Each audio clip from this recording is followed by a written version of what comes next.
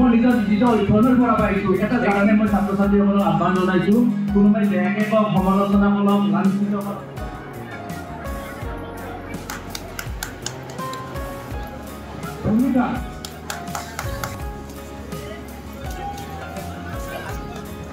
লালমোহন চৌধুৰী হয় আমি যেতিয়া মেট্ৰিক পৰীক্ষাত উত্তীৰ্ণ হৈছিল পৰীক্ষা দিছোঁ উদ্দেশ্য হ'ল যে আমি কৃতি ছাত্ৰ ছাত্ৰীসমূহক সম্বৰ্ধনা দিয়াটো মূল আমাৰ অনুষ্ঠান আৰু আমি পোনপ্ৰথম অনুষ্ঠান হিচাপে ছাত্ৰ ছাত্ৰীসকলক এইকাৰণে লৈছোঁ কাৰণ ছাত্ৰ ছাত্ৰী আমাৰ দেশৰ ভৱিষ্যত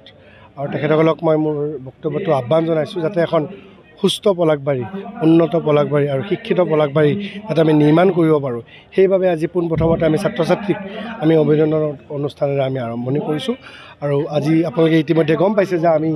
আজি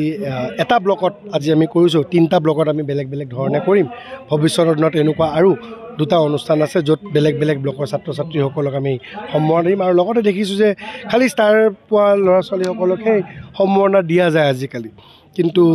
আগতে ষ্টাৰ পোৱা পৰিমাণ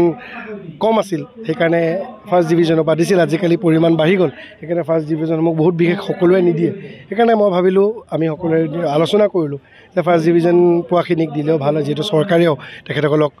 বিভিন্ন আঁচনি প্ৰদান কৰি আছে তেতিয়া আমি ভাবিলোঁ যে ফাৰ্ষ্ট ডিভিজন পোৱাখিনিকো আমি দিওঁ আৰু সেয়েহে আমি ব্লকত বিভক্ত কৰিবলগীয়া হ'ল।